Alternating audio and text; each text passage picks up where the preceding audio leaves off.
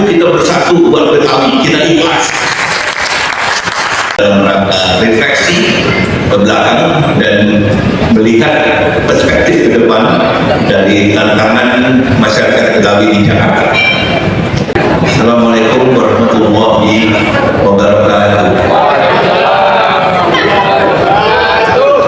Bismillah, walhamdulillah, wassalatu wassalamu ala rasulillah wa ala alihi wa sahbihi wa mawala la hawla wa la quwwata illa billah. Amma ba'd.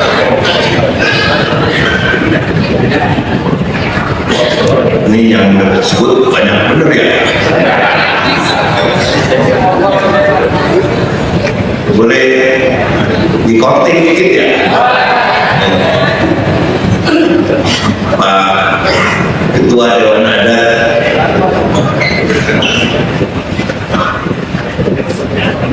Kamus Suku Betawi 82 dan para anggotanya yang saya hormati. Kemudian di sini saya, saudara saya, keponakan saya ini anggota DPD Bang dalam Firdaus yang saya hormati. Kemudian Pak Kadis Luhut, ya, Bang Wika. Kemudian ada kolega saya, Pak Mayor Jenderal Ansori Tajudin. Beliau ini mantan kabais, mantan dari mana-mana, mantan duta besar di Afghanistan. Bapak Ibu cantik yang saya hormati, di dunia ini ada 3 jabatan. Kalau sekali jabat sampai meninggal tetap aja melekat. Itu nempel sama badan kita. Yang pertama itu duta besar. Sampai kapan juga dia duta besar. Meninggal juga duta besar yang meninggal. Yang kedua gubernur. Nah ini gubernur dari kata pensiun tetapnya disebut gubernur deh. Ya. Yang ketiga presiden. Di Amerika juga begitu, ambassador, governor, sama the president of the United States of America. Yang ketiga-tiga ini jarang. Yang 2 udah banyak. Jokowi itu benar-benar 2, ya kan? Gubernur pernah, presiden pernah. Gimana tipis sama kita jadi gubernur pernah.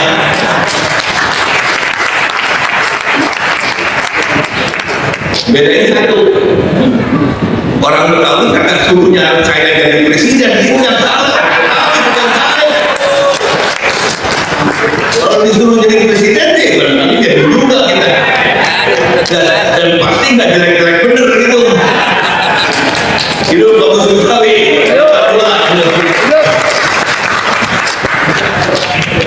Tadi kalau ada yang pesan sama saya, semua orang pesan sama saya, Mas jangan panjang-panjang ngomong Mas, udah pada ngantuk katanya. Ya kita jangan tengah deh, panjang enggak, pendek enggak. Mudah-mudahan nggak bikin ngantuk. Ini Bang Iksan, Bang Yusuf, ada Pak Ella tadi, Pak Indah Waras, ketua umum ini kita berunsur. Bang Oding sama benar nggak kanding. Ini aset ya, kalau bisa tinggalin.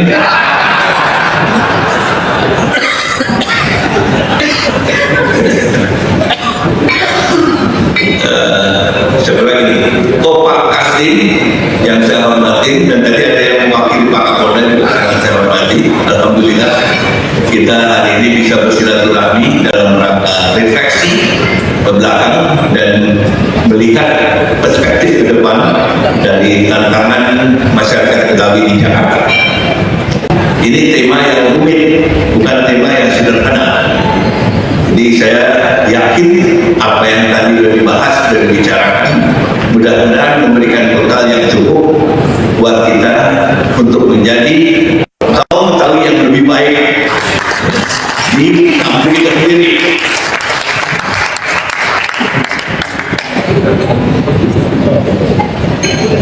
Membangun itu gak gampang, ngerusak gampang, betul gak Pak Sori? Itu kenyataannya seperti itu. Kita udah susah-susah rapiin, gampang aja ini, takut ketemu orang dihancurin. Jadi sistem ini memang tidak menjamin kelanggengan untuk masa panjang, masa depan. Tapi juga hanya dengan sistem kita bisa menjamin bahwa eksistensi budaya itu eksistensi Betawi di kampung sendiri semakin hari semakin dirasakan oleh warga Jakarta. Harapan kita begitu ke depan.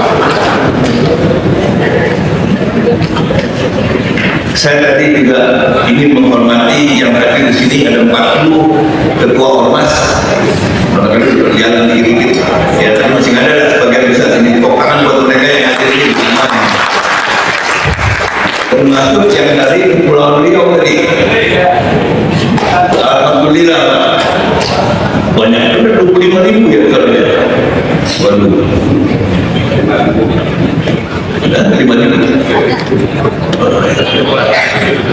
Ya tergantung hitungnya dari mana. Kalau hitungnya dari sini beda lagi kan. Tapi yang penting saya kira eksistensinya itu dipertahankan. Kemudian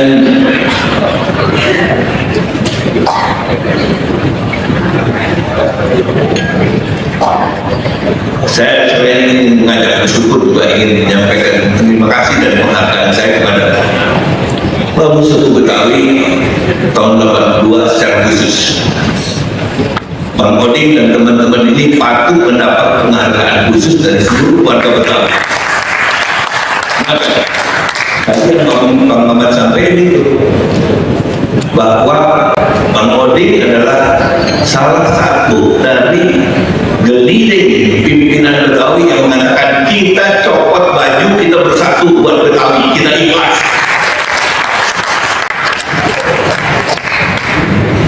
Kita semua lagi itu dijejerin di namanya Balai Agung. Ingat Balai Agung Perda Provinsi Jakarta. Kita semua pakai baju Demang. Fotonya masih ada di mana-mana. Pada saat itu kita bersatu, sepakat untuk bergabung menjadi Majelis Kehormatan.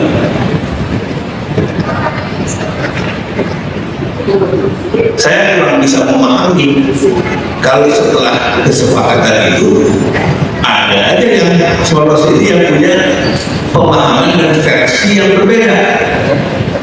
Saya kira kebebasan itu tetap ada dan tidak ada larangan. Namun tadi yang saya bilang, Bang Mamat sekali lagi ingetin kita semua. Kemudian juga bilang begitu, kita perlu ikhlas buat Betawi. Ego kita mesti kita lupain. Kalau nggak begitu, jangan di tempat kita. Udah bagus keren, mundur. Ini kan mestinya kan dengan nanjak ke depan ini jangan main-main. Kalau kita berhenti tengah jalan ya bisa mundur tuh. Dan yang mengharapkan kita mundur nggak sedikit. Ingat bahwa ini bukan kampung Betawi lagi, ini sistem kota metropolitan atau what is in the name, mau sebut apa juga boleh. Tapi yang jelas kita global kota ini, tapi ini bukan kampung kayak dulu lagi. Jadi kita mesti siap mempertahankan eksistensi kita di tengah dinamika yang berkembang. Plus satu lagi, tantangan dari pihak manapun yang akan kita perlu hadapi dan kita respon secara profesional. Itu saya kira hal yang tidak boleh kita lupakan. Bang Miftah yang saya hormati, tadi ada mungkin banyak dengerin orang Betawi ngomong sini ya, tolong dicatat ya, masuk sini keluar maling kan. Nah, itu lagi yang mau bilang, kalau pengen jadi gubernur, oh dia masih ada harapan jadi gubernur entar, iya kan? Nah, lu mesti nempel apa tuh bang orang yang disuruh Babel jodoh, namanya Nahrawi Ramli. Sering-sering cium tangan dia. Jangan minta bantuan dukungan dari tetangga, karena benar itu orang Betawi yang mesti dukung Anda. Dari itu Anda mesti perhatikan dan dahulukan kepentingan orang Betawi. Saya di Padang, di tempat lain ada yang minta lupa dia orang Betawi, minta lupa tetangganya. Nah itu bukan orang Betawi yang begitu sebenarnya. Jadi itu saya berharap jadi pegangan kita semua. Kalau Bang Miftah ini punya potensi buat jadi gubernur, kita dukung dia rame-rame. Tapi di sisi lain kalau dia lupa Betawi, ya udah, betul ada orang lain. Setuju. Ya saya berharap ke depan begitu. Saya pernah ngalamin ini. Saya ngajak Bapak jadi gubernur, kalau nggak didukung saudara-saudara saya di sini ya semuanya ada.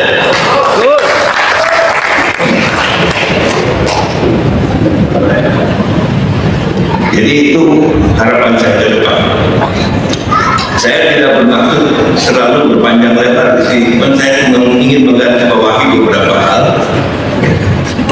Yang tadi kita bilang bahwa dalam menuju ke Roma itu kan ada begitu banyak jalan menuju ke Roma. Tapi yang penting, kepentingan Betawi itu kita harus tempatkan pada tempat yang paling terhormat dan paling tinggi.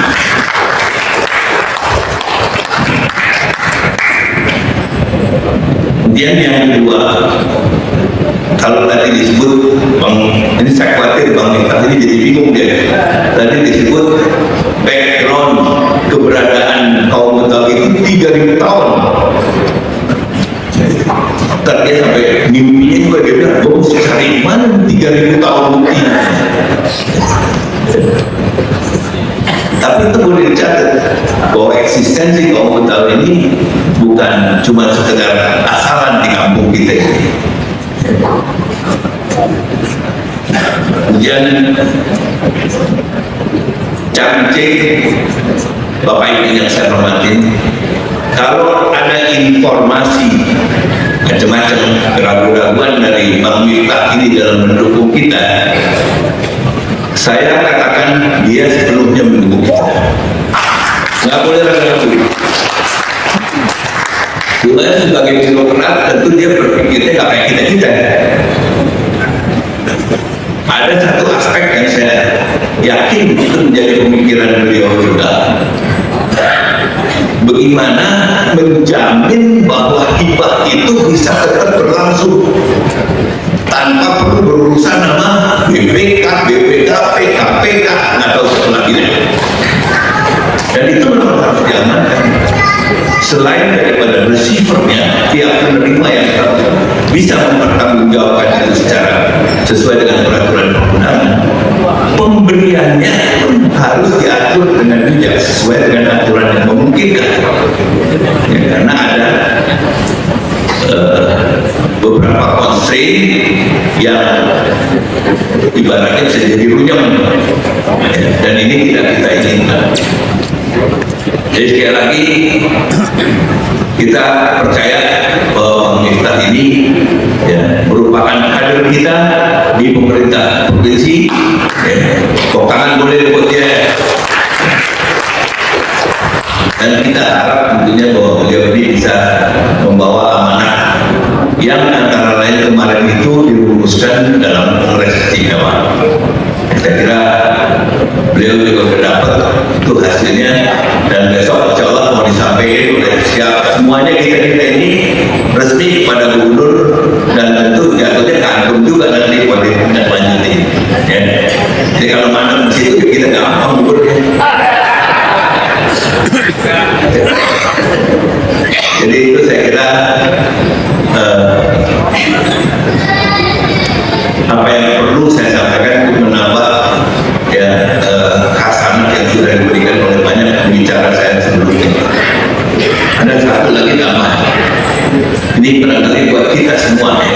Saya kan penasaran apa sih itu lembaga ada, terus yang bikin siapa lembaga ada? Mending tahu nggak saya tanya siapa? Saya tanya yang namanya Chat GPT. Kenapa? Dulu cucu-cucu saya kalau ada apa-apa selalu telepon saya tanya, "Kok, ini bagaimana kok? Ini bagaimana kok?" Belakangan dia nggak pernah telepon lagi. Kenapa saya tanya? Ada yang lebih pintar dari Kok. Ya memang anak-anak begitu, yang baik. Jadi saya ikut-ikuti, hanyalah Chat GPT. Kalau lembaga adat itu siapa yang bikin?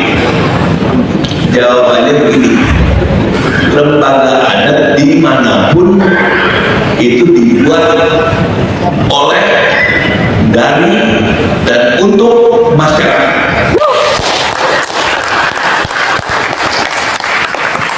Bukan presiden, bukan gubernur, bukan wali kota, bukan camat, apalagi lurah. Nah itu yang jadi pegangan kita juga. Mengapa harus lewat kongres? Karena keputusan kongres itulah yang menjadi pegangan kita semua. Lembaga yang paling tinggi dalam pengambilan keputusan untuk nasibnya kaum Betawi. Jadi itu saya kira buat jadi informasi kita semua. Ini yang namanya artificial intelligence itu memang banyak manfaatnya, juga banyak mudaratnya. Karena kalau mau cari pinjol kan di sini, mau main pinjol juga di sini, ya enggak? Yang ketahu pasti. Dari itu ini banyak mudaratnya. Ya tergantung kita pakai teknologi ini bagaimana. Insya Allah cuma buat hal-hal yang bermanfaat. Ya ambilan modal ya. Kalau saya kagak bacain pantun ini. Jadi pasang pelita di pohon sukun, sumbunya kain, warnanya coklat. Kalau kita pada rukun, suku lain pada hormat.